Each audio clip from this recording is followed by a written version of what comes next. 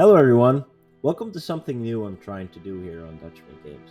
This is the first episode in a series where I break down the iconic world of Dark Souls, one area at a time. From a level designer's perspective, we'll explore how maps are built, why they are done in a specific way, and what we can learn from them. Also, we're diving deep into Dark Souls world building in general, some lore things, and something that's very close to my heart because this is the game that really drove me to become a level designer. Today we're starting where it all begins, the Undead Asylum and Firelink Shrine, a true masterclass in hub level design. So hope you guys enjoy, and let's get right into it.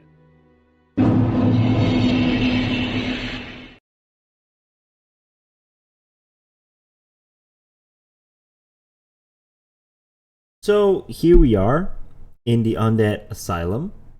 I figured I might as well show you guys right off the bat the outside of the world. As you can see, it's not that big of a map. It's a very, very interesting one though. Obviously, this is the first map in the Dark Souls games, and as we start, so here we have the inside of the beginning. It's quite bright, and that's because of this viewer, but we will get a clear view of this. So you would start here. So right above you is where Oscar would throw you the key, and as you can see, this is actually completely blocked with rocks. There's no way you could have actually walked on this. I don't see any way this could have worked, but the rocks don't show up as you look outside. The rocks up there are probably only one-way view, which is good. So Oscar throws you this key, but you cannot actually get up here. There's nothing here. So you would walk past this area, and then there's a few cells. And then on the right side, you would have the Asylum Demon, the Spray Demon, boss fight when you return. This is where you would fall down, and you would have the boss fight with him. As you can see, there's already a hole in the floor, or ceiling, depending on how you look at it. Actually, scratch that. It's both. It's a floor and a ceiling. And obviously, this is where the boss fight would be. So you would walk here, and then you'd see him there, and they would scare you because you're like, oh no. As you follow this path, you would have this little sewer area. There's actually nothing behind this gate, and there's this torch inside this cell, which I don't know what purpose this has for the torch, but maybe it does look cool, so I guess that's the idea. There's one here too. And then you have this shaft that goes up with a ladder, and then you have this interior, again, super bright, but then once we get out, it's not that bright anymore. We have a little courtyard where you have your first bonfire, and then as you continue this walk, as you're also seeing in the gameplay video I have running next to this as well, you would see the big courtyard with all the pillars right now destroyed, but those would be there because they are destructibles. They're not showing in this viewer. Same for gates. So this gate would be closed, of course. You would have to move through here. There's another bonfire here. You would have to get this, like, I think this is an exact copy of the room previous that we were in, which is pretty interesting to see that they just copied the assets, which is completely fine. And then you can go up here. So you can't actually get into this room, which has an opening in the top, which is kind of weird. I don't know why it would have that, but then there is a few more pathway. You would find your weapons in this pathway, and the way this looks from the outside is just a long path that runs into the rock, essentially, or behind the building, and you can just imagine there's more rock or building around this in theory, right? But this is all just a little pathway, and then you can go up the stairs here, and then you would actually encounter Oscar. You can actually see him through these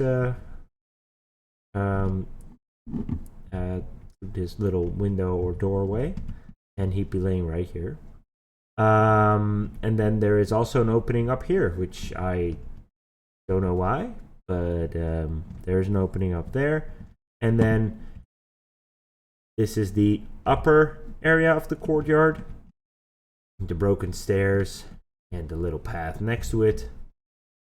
And then as you continue here, you can go down, you can unlock this shortcut, and then if you have the master key, I believe that needs the master key. And then if you go here, you follow this little path to the opening, and then you'd have all these demons or undead here.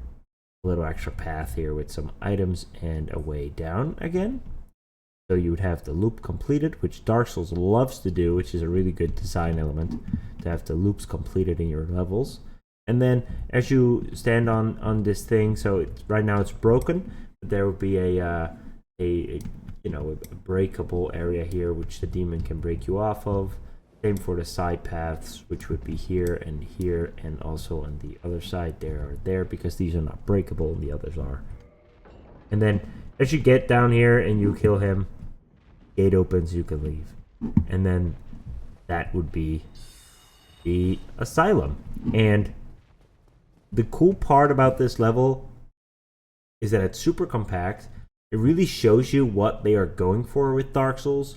It's, a path that leads, from the end, from the beginning to the end, but there's a lot of paths that return you to where you were before. It loops, which is a really good game design element. And then also it really shows you that this is supposed to be an asylum. With this tower also being here, presumably, which is if it weren't completely destroyed, of course. The only thing I'm thinking about is this really big hall here. So it is definitely supposed to be an asylum, right? Naturally, the idea would be, I guess, is that here are more rooms and maybe areas for people to live or whatever. But it doesn't scream asylum to me. It screams more church, bastion, maybe not a prison either. It's a really cool area. Don't get me wrong. But it has prison cells. It has, a lot of prison cells, actually. Most of them are destroyed. Does it scream asylum? I'm not sure. It is a really cool area, though. Don't get me wrong. And plenty of people have died here. That's for sure. And I especially love this armor palette with the skeleton in here. I don't know. It just looks cool. The asylum. Very, very interesting design choices in this, especially having it on top of a rock in the middle of nowhere with giant mountains and clouds surrounding it. Really sets the tone for a game that's really dark, and it does that perfectly. So this is definitely maybe the best starting areas of a FromSoft game. Maybe I'm wrong there, but that's the way I'm looking at it. So yeah, there's nothing really much to say about the asylum. As you can see, the outside of that stray demon area, and of course the peculiar doll can be found all the way back in your cell if you return, which would be in this mountain pass. The only cool thing, I think, is that when you're standing here and you're looking back at everything, your cell is not in the building at the end. It's actually here. It's in rock, which is a really interesting thing for me. For some reason, I think this is really cool. The cell's actually so close to your rock, to the beginning, and it makes sense that there's a hole here because it is actually on the ground. That's why when these windows are looking, see rock and stone. But again, there's nothing on top. What would have been perfect in this case if they actually made a little opening here, or they made this lower and then actually made that the opening where Oscar would have thrown in the key. But I guess that's an afterthought, of course. So yeah, that is the Asylum. But this video is mainly about the beginning of the game, which definitely is the Asylum.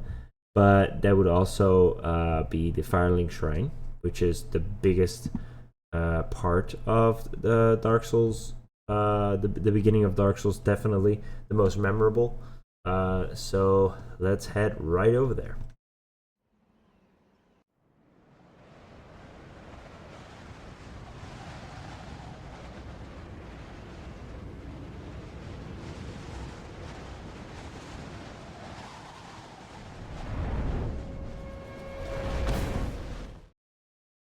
So welcome to Firelink Shrine from the map viewer.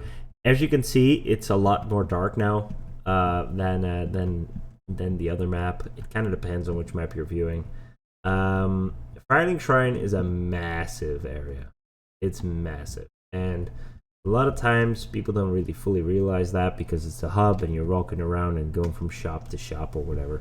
But it is a really big area, and it's one of the most interconnected areas as well. You can go to a lot of different regions through Firelink Shrine, and that is the idea of the hub, of course. This is a masterclass in hub.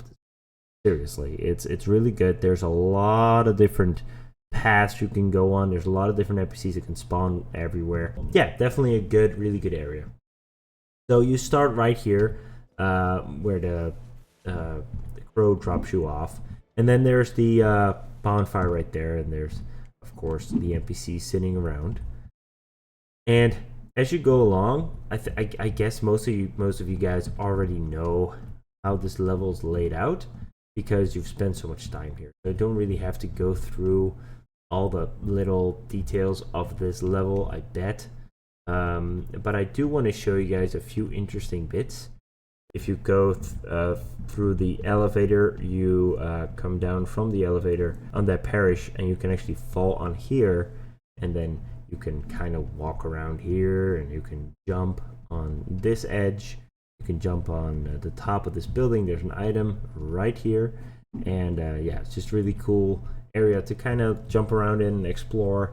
And of course, you can find your way all the way up to the nest, where you can sit in it, and it will bring you back to the Undead Asylum, which is a really fun addition. Next to that, you go in here, you can see the hole where Front comes from. Now, down here, there is nothing. It's still pretty deep, as you can see. And so that's pretty interesting that it actually goes that deep. But there's absolutely nothing in there. And the same goes for the tunnel to the New London Ruins. Now, the New London Ruins are definitely down there. It's just it doesn't get loaded in until you step on the elevator. And as it goes down, you can kind of imagine this to be a loading screen, right? So it goes down, then the Firelink Shrine map unloads, and then the map for New London Ruins will load. As you can see right now, we are in the New London Ruins map, all the way up there. It doesn't load in anymore. When you go down, it loads in the New London Ruins right here. Now, a very interesting detail in Firelink that most people do know about, but I still want to point it out, is that when you're standing right over here, you can look into Blight Town, which is this whole region over here, and then also into the Great Hollow, which leads to Ash Lake. And if you turn around, you can obviously see the Undead Burg. And if you actually go there in the viewer, so this would actually bring you into the Undead Burg. But if you, so that would be behind this wall. If you actually go there, there's quite a portion of it actually loaded in as well. So as you can see, you would come out here, and then this would be the first area of the Undead Burg. This would be the wall that you can look down the Kepper Demons opening right here at the arena. And then as you progress into this, you can kind of a little bit see the actual Undead Burg, and then the lower Undead Burg that's kind of set here. And the weird thing is that these are all LODs, which means level of detail. So these are all LODs of the original things. or they're made assets to you know, showcase kind of what the map will look like. There's no way you could have ever seen this. So this would all be considered in level design to be completely unusable and would usually be deleted. There's no reason for us to see this. Even if we're flying in with the crow, we will never see that, because I think the view of the crow starts somewhere here. So maybe here, like this.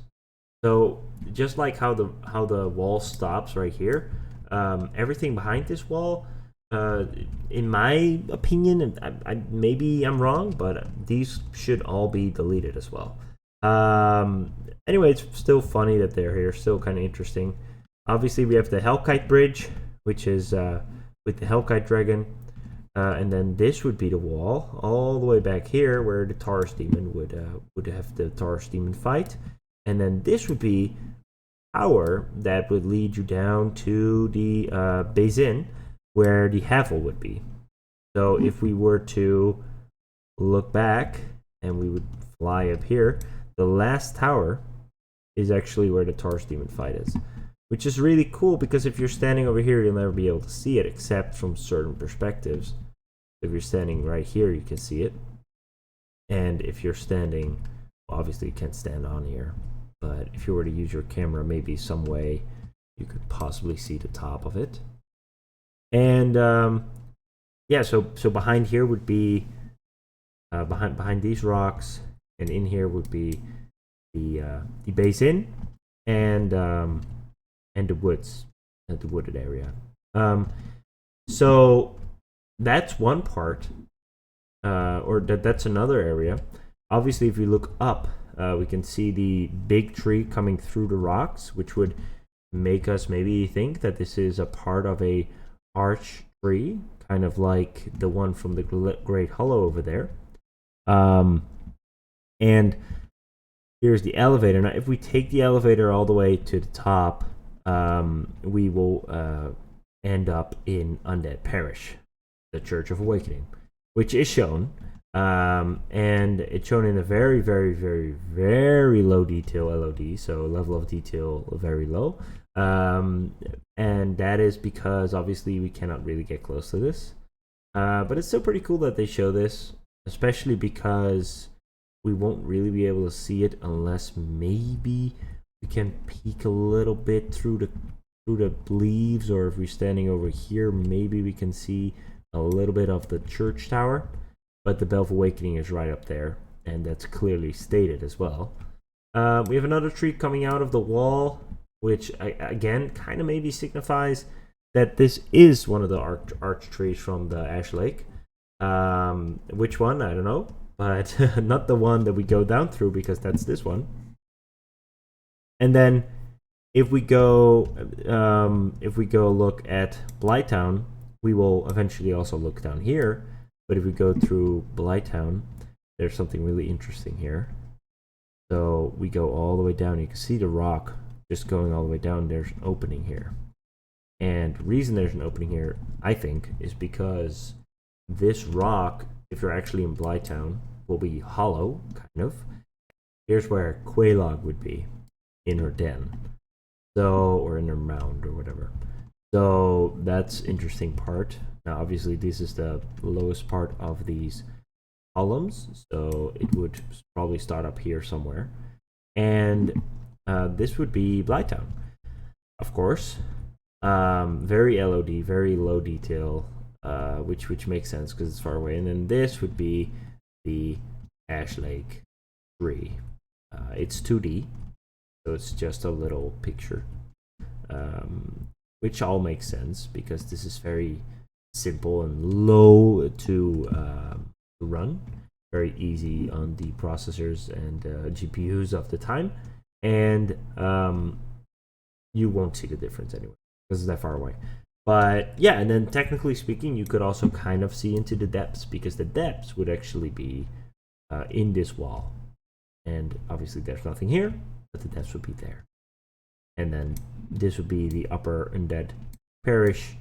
And it all makes sense because from, or the Undead Burg, because from the lower Undead Burg, which would be here, where the copper demon is, you would go into the depths, and then you would actually be in this lower section wall leading to the Blight Town.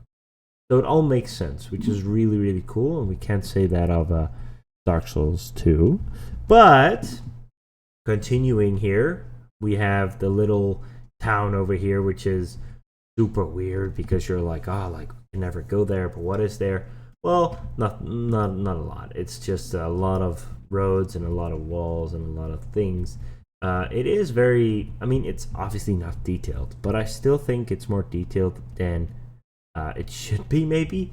There's plants and there's planks and there's walls and windows and all that stuff. So it's actually really cool because if you're walking in or looking in from a distance, you can actually see all these little roofs and buildings. And the further you go into this town, the less detailed everything becomes. And that's because you can't see these things. Now, obviously, if you're standing all the way from up here and you're looking down, you won't be able to. You can't even tell doors. You can tell windows, so I do get that those are placed, but you can't even tell if there's the grass and everything down there. So this game ran really well on the Xbox 360 and the PS3, I think, or PS4. I think it was PS3. So they didn't have a reason to cut it down even more, but they definitely could have if they really needed to save some GPU and processor space. There's even a few towns all the way back here, which is just blocks. Nothing much else, but it's just interesting to see that there's even towns over here that are not used at all and that you can't even see. So again, could have been optimized even a little bit more. But obviously it is cool to see a little bit down here, and I guess you could see a little bit of that too if you're standing on some perspectives. Next to that, we of course have the entrance to the Catacombs, and as you go in here, it will just be blank. Because again, the moment you step down these paths, or probably somewhere around here, I actually don't know where exactly, it will start to load the interior of the Catacombs. So in that case, you can actually walk down this path, and then, you know, if you enter the Catacombs, it will load everything else, and then once you're in the Catacombs, deep in the Catacombs, you would this would all unload completely. Yeah, so I guess those are all the things you can see and all the areas you can go to from here.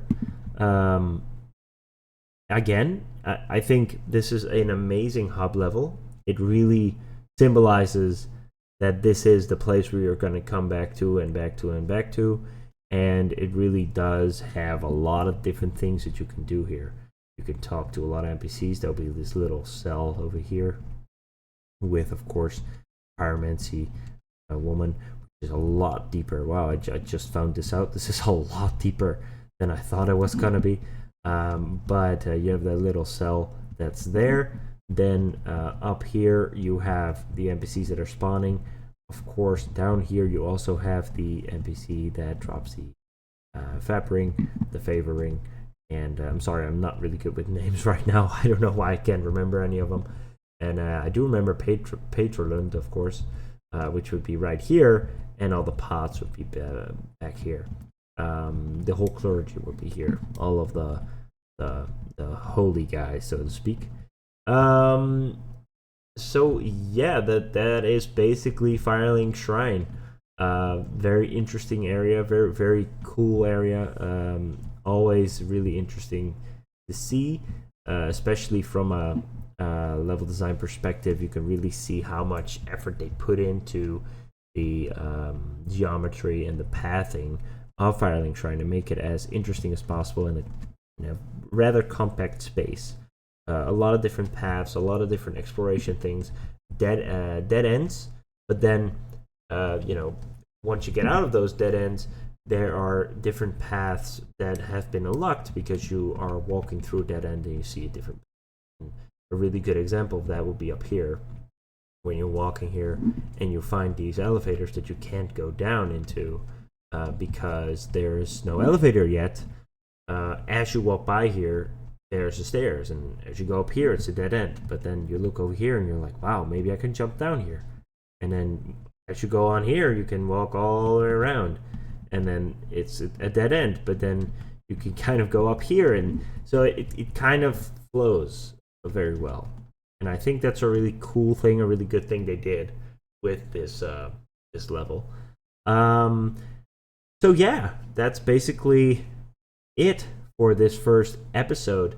Thank you guys so much for watching. I also want to ask you guys what you guys think of this kind of videos. It's my first doing this kind of videos. Usually I do Unreal Engine tutorials and stuff like that. But I'm really passionate about Dark Souls because Dark Souls is really the first game that really made me think about actually starting to make RPG games. And in the same kind of fashion. And the level design and the world building and the lore really inspired me to do so. And just going through these maps and looking at them and kind of like explaining the maps and doing all that stuff, I really enjoy doing it. So I really hope you guys like this stuff. Please do like. If you do, subscribe for more, because I want to do a series where I go through every single map of Dark Souls, and perhaps even Dark Souls 2 as well later. But for now, just Dark Souls 1.